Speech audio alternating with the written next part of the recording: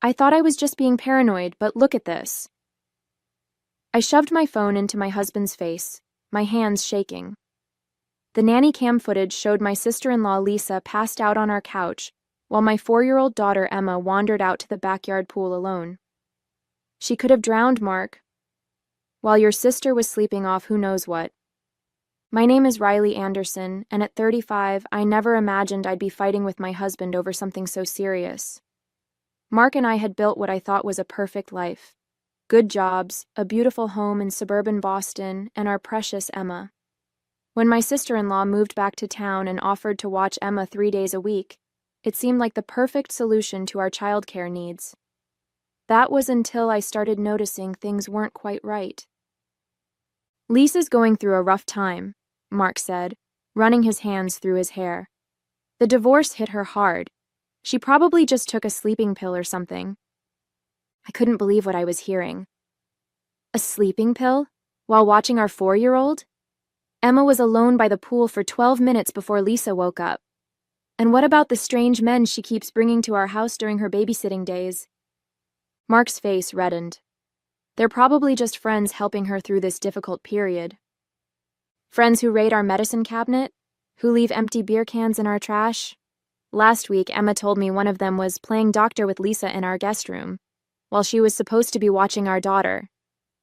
The nanny cam had been my last resort. After weeks of finding evidence of Lisa's inappropriate behavior, empty wine bottles hidden in the trash, mysterious pills scattered under the couch, strange men's belongings left behind, I knew I needed proof. What I captured was worse than I imagined. I want her gone, I said firmly. No more babysitting. No more keys to our house. No more putting our daughter at risk. Mark shook his head. She's family, Riley. We can't just abandon her when she needs us. Maybe we can talk to her, set some ground rules. Ground rules? She left our 4-year-old alone by a pool. What if Emma had fallen in? What if... My voice broke as tears started falling. I can't believe you're defending her. After that argument, I started watching the nanny cam footage every evening after Mark went to bed. Each clip confirmed my worst fears. One afternoon, Lisa's friend Jake brought over questionable-looking pills. Another day, she left Emma alone in front of the TV for 3 hours while she napped upstairs. The final straw came when I spotted Lisa taking money from my purse, money I'd specifically counted that morning. I tried talking to my mother-in-law about it, hoping she might intervene. Oh dear, she said, stirring her coffee nervously. Lisa's always been a bit free-spirited, but she loves Emma, and with the divorce, it was the same excuse everyone in Mark's family used to justify Lisa's behavior. My own sister Kate was more direct. You need to get that woman out of your house, she said after I showed her some of the footage. If Mark won't protect Emma, you have to. This isn't about family loyalty anymore. It's about your daughter's safety. I thought about Emma, so innocent and trusting. She loved her Aunt Lisa, even though she'd mentioned things that made my skin crawl. Aunt Lisa's friend gave her special candy that made her sleepy, Emma had told me one day. She said, "Shh, don't tell." The next week, I started working from home on Lisa's babysitting days, claiming my company had changed their remote work policy. I installed more cameras, documented everything. The evidence kept piling up. Prescription bottles with other people's names, mysterious phone calls, Emma being left alone while Lisa disappeared into the guest room with various friends. My breaking point came during a family dinner at my mother-in-law's house. Lisa showed up 2 hours late, clearly under the influence of something. When Emma ran up to hug her, Lisa stumbled and nearly knocked her down. Everyone pretended not to notice. My mother-in-law quickly served dinner, Mark stared at his plate, and I sat there seething. That night, I confronted Mark again. This has to stop, I pleaded. She's not just hurting herself anymore. She's putting our daughter in danger. But he just shook his head and muttered something about family sticking together. I realized then that I was on my own. If Mark wouldn't protect our daughter, I would have to do it myself, even if it meant risking my marriage. I started gathering evidence methodically. Each day, I created detailed logs of Lisa's behavior, backed up the nanny cam footage to a secure cloud drive, and took photos of everything suspicious I found in my house.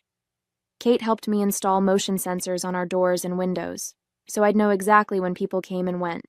The notifications were endless. Lisa letting strangers in at odd hours, Emma being taken out without my permission, mysterious late-night visits. The situation came to a head when Emma developed a mysterious rash. The pediatrician found traces of an unknown medication in her system during routine blood work.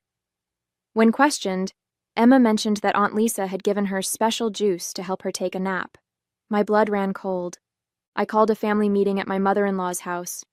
Mark's whole family was there. My mother-in-law, my father-in-law, Lisa, and Mark. I connected my laptop to the TV and played a compiled video of Lisa's worst moments, passing out while watching Emma, bringing strange men into our house, taking pills with them, leaving Emma unattended by the pool. "That's private," Lisa screamed, lunging for my laptop. "You had no right to film me." "I had every right to protect my daughter," I shot back. "Emma's blood work showed traces of sedatives. Want to explain that?" The room fell silent. My mother-in-law started crying. My father-in-law, usually so passive, turned to Lisa with shock on his face. Mark just sat there, pale and silent. "It was just Benadryl," Lisa mumbled. "She wouldn't nap." I pulled out the lab results. "Try again.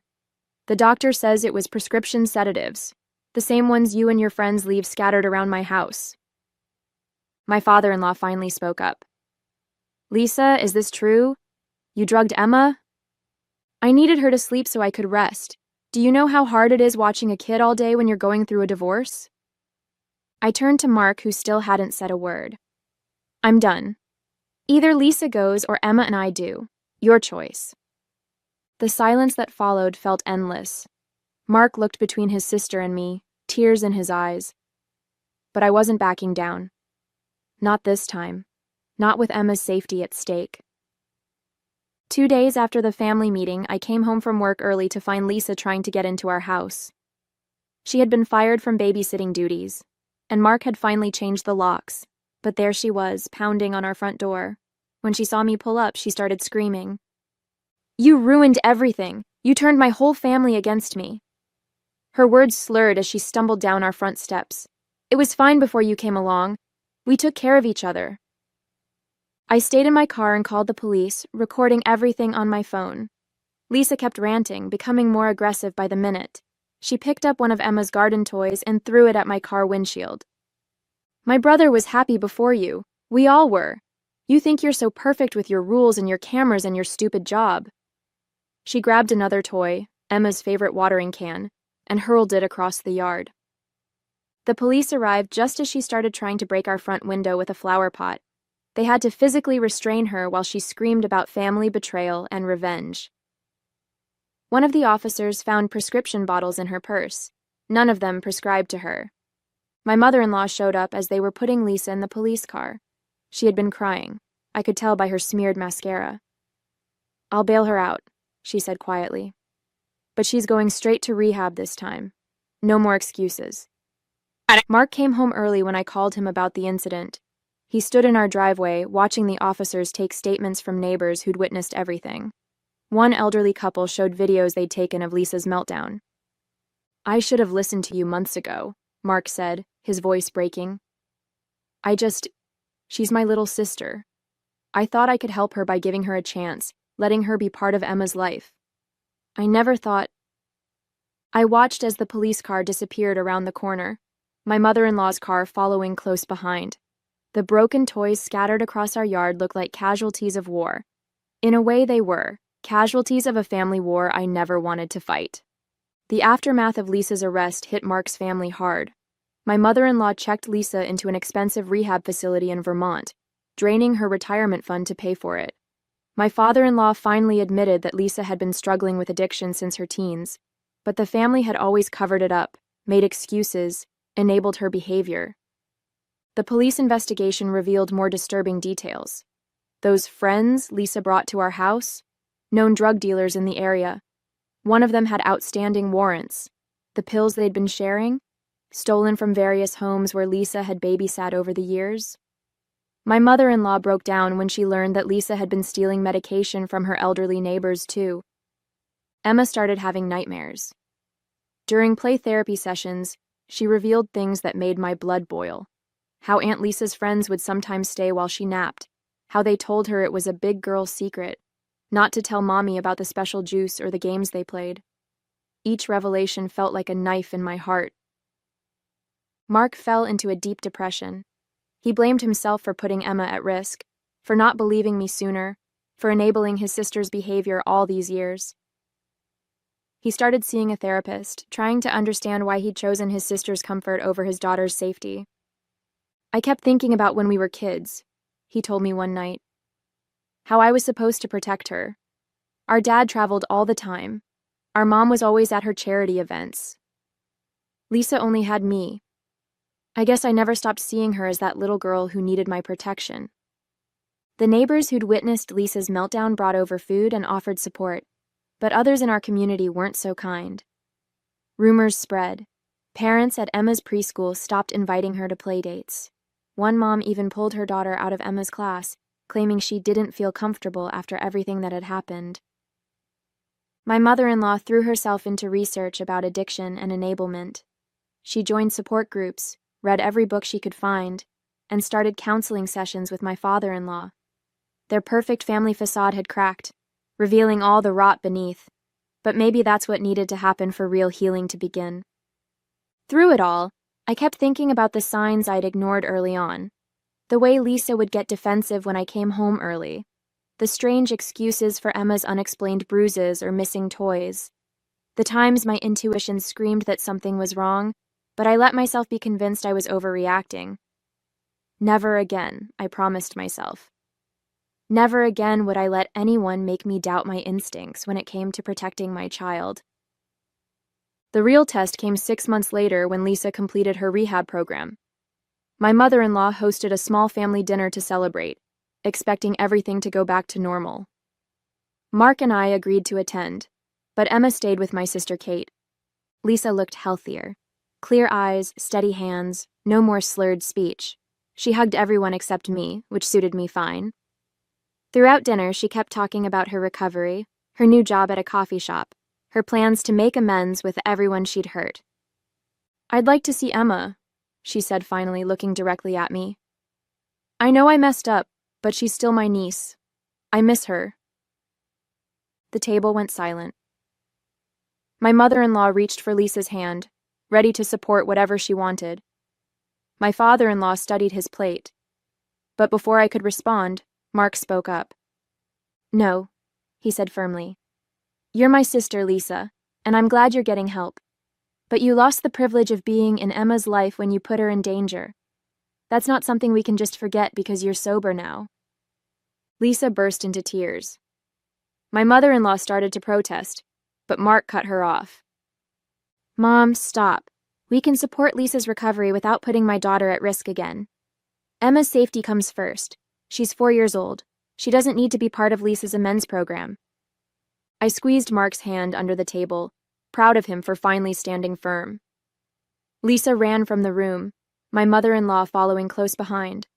My father-in-law just nodded slowly, looking relieved that someone had finally said what needed to be said. In the car ride home, Mark was quiet for a long time. Finally, he turned to me. "I had this moment during dinner," he said. "Lisa was talking about her progress, and all I could think about was Emma's blood test results. How do you forgive someone for drugging your child?" "Maybe you don't," I replied. "Maybe some things aren't forgivable." "Mom thinks we're being cruel, that families should stick together no matter what. But Emma is our family too. She's just a little girl who trusted her aunt and got hurt because of it." I thought about Emma, safe at Kate's house, probably covered in cookie dough and watching Disney movies. She hadn't asked about her Aunt Lisa in months. The nightmares had finally stopped. Some kinds of healing could only happen with distance. A year passed. Emma started kindergarten, making new friends and slowly forgetting the trauma of her time with Lisa. Mark and I moved forward too, though the ripple effects of Lisa's actions touched every part of our lives. We installed a better security system, carefully vetted our new babysitter, and never left Emma alone with anyone from Mark's family, even my mother-in-law. The family dynamics shifted permanently. Holiday gatherings became awkward affairs, with Lisa's absence hanging over every conversation. My mother-in-law tried to play peacemaker, constantly updating us about Lisa's progress in her recovery program. She's got her 6-month chip, or she's sponsoring other addicts now, as if these achievements should erase what happened to Emma. My father-in-law surprised everyone by becoming our strongest ally. He started attending therapy himself, working through his guilt about ignoring Lisa's addiction for so many years. During one Sunday dinner, he pulled me aside. I enabled her just like everyone else, he admitted. Every time she got in trouble, I threw money at the problem, paid off her debts, hired lawyers, funded her fresh starts in new cities. I thought I was helping, but I was just making it easier for her to avoid consequences. The hardest part was watching Emma process everything in her own way. During a play therapy session, she drew a picture of our family: Mark, me, her grandparents, even the dog. But no Aunt Lisa. When the therapist asked about it, Emma shrugged and said, "Auntie Lisa was not nice. She did bad things. I don't want to play with her."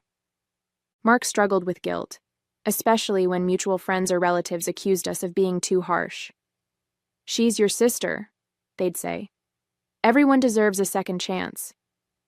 But they hadn't seen the nanny cam footage. They hadn't sat through Emma's nightmares or therapy sessions. They hadn't found strange pills mixed in with their child's vitamins. One morning, I received a letter from Lisa. She'd written it as part of her 12-step program attempting to make amends. She apologized for endangering Emma, for betraying our trust, for letting her addiction hurt an innocent child. The letter seemed sincere, but it didn't change anything. Some bridges, once burned, can't be rebuilt. My mother-in-law still pushed for reconciliation. "Lisa's doing so well now," she'd plead. "She's been sober for a year. She has a steady job, a new apartment. She misses Emma so much." But Mark and I stood firm. Lisa's recovery was her journey. It didn't require Emma's participation. We found support in unexpected places. Other parents who dealt with addicted family members reached out to share their stories. My sister Kate became Emma's favorite aunt, filling the void Lisa left with love and appropriate boundaries. Even some of Mark's cousins admitted they'd been worried about Lisa's behavior for years, but had been afraid to speak up. Through it all, Mark and I grew stronger as a couple. The crisis that could have broken our marriage instead taught us to present a united front, to trust each other's instincts, to put our daughter's well-being above everyone else's feelings. We learned that sometimes protecting your child means making difficult, unpopular decisions. At Emma's 6th birthday party, the contrast between past and present hit me hard. Instead of Lisa passed out on our couch, we had responsible adults supervising pool activities. Instead of mysterious friends wandering through our house, we had parents chatting and children laughing. Emma was thriving, surrounded by love and appropriate boundaries. My mother-in-law didn't attend the party. She was visiting Lisa at her new place in Vermont. My father-in-law came alone, bringing Emma a handmade dollhouse he'd spent months crafting. When Emma hugged him tight and called him the best grandpa ever, I saw tears in his eyes. Later that evening, after the party wound down, he helped us clean up. "Lisa asked about Emma again," he said quietly, collecting paper plates. "She's got a new therapist who thinks family reunification would help her recovery." "That's not happening," Mark replied, his voice firm but tired. We'd had this conversation so many times. "I know," my father-in-law said, surprising us both. I told her the same thing. Her recovery has to be about her, not about getting access to Emma again. Some things can't be undone. That night, looking through party photos, I found one that made me pause. Emma was standing by her birthday cake, beaming at the camera, surrounded by her new friends from kindergarten. She looked so different from the anxious, clingy child she'd been during the months Lisa watched her. The nightmares had stopped. She no longer feared being left alone. She trusted her new babysitter, a retired teacher we'd carefully vetted. Mark noticed me studying the photo. "Sometimes I wonder if we're too hard on Lisa," he admitted. Then I remember finding those pills in Emma's juice cup, or watching the nanny cam footage of Emma wandering alone by the pool. Being sober doesn't erase what happened. My sister Kate, who'd stayed to help clean up, overheard us. You know what they say in Al-Anon? You didn't cause it, you can't control it, and you can't cure it. Lisa's addiction isn't your responsibility. Protecting Emma is. That wisdom stuck with me. We hadn't caused Lisa's addiction or her poor choices. We couldn't control her recovery journey, and we certainly couldn't cure her by sacrificing Emma's safety and well-being. The only thing we could control was how we moved forward as a family. My mother-in-law still sends us regular updates about Lisa's progress, probably hoping we'll change our minds. Lisa has 2 years of sobriety now. She works at a recovery center, helping other addicts. She's making amends where she can. But some doors have to stay closed. Some boundaries have to remain firm, especially when a child's safety is involved. Emma rarely asks about her Aunt Lisa anymore. When she does, we're honest in age-appropriate ways. Aunt Lisa made choices that weren't safe for you, we explain. We're glad she's getting help, but our job is to keep you safe. 3 years after Lisa's meltdown in our front yard, Emma started 3rd grade. During a school project about family trees, she drew our family with a small note next to Lisa's name. Lives far away because she was sick and made unsafe choices. Her teacher called us, concerned, but we explained the situation. She commended our honesty with Emma. My father-in-law framed that family tree drawing and hung it in his workshop. When my mother-in-law complained about it, he stood his ground. This is our reality, he told her. We can't pretend the past didn't happen just because it's uncomfortable. Mark found his own peace through a support group for siblings of addicts. He learned that loving someone doesn't mean enabling them, that boundaries aren't punishment, and that protecting his child from an unsafe situation isn't betrayal. It's parenting. Life settled into a new normal. We created traditions to replace the old ones that revolved around Lisa. Sunday dinners happened at our house instead of my mother-in-law's. Holiday celebrations became smaller but more peaceful. Emma bonded deeply with my sister Kate, who showed her what a healthy aunt-niece relationship should look like. The security cameras stayed up, but we rarely checked them anymore. The extra locks on our doors became routine rather than reminders of past trauma. Emma's therapy sessions went from weekly to monthly to as needed. Slowly, steadily, our family healed, not by pretending the wound never happened, but by acknowledging it and learning from it. Last summer at a family wedding, we ran into Lisa. She'd been invited by a mutual cousin who didn't know the full story. Emma gripped my hand tight but didn't hide behind me like she might have done before. Lisa kept her distance, respecting the boundaries we'd set. She looked healthy, clear-eyed, and seemed to understand that some consequences last longer than active addiction. My mother-in-law tried to orchestrate a reunion, but Mark shut it down immediately. She finally stopped pushing after my father-in-law pulled her aside. The kids are grown now, he told her. Let them make their own choices about family. Some relatives still call us harsh or unforgiving. They point to Lisa's recovery as proof that people can change. And they're right, people can change. But change doesn't erase consequences, and forgiveness doesn't require restoration of trust. Sometimes love means keeping firm boundaries, even when it hurts.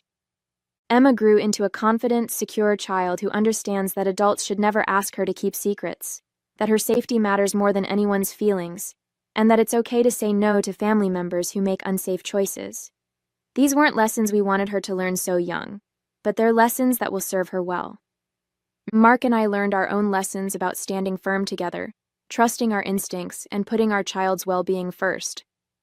We discovered that family isn't just about blood. It's about choices, boundaries, and respect. Sometimes protecting the family you've built means stepping back from the family you were born into.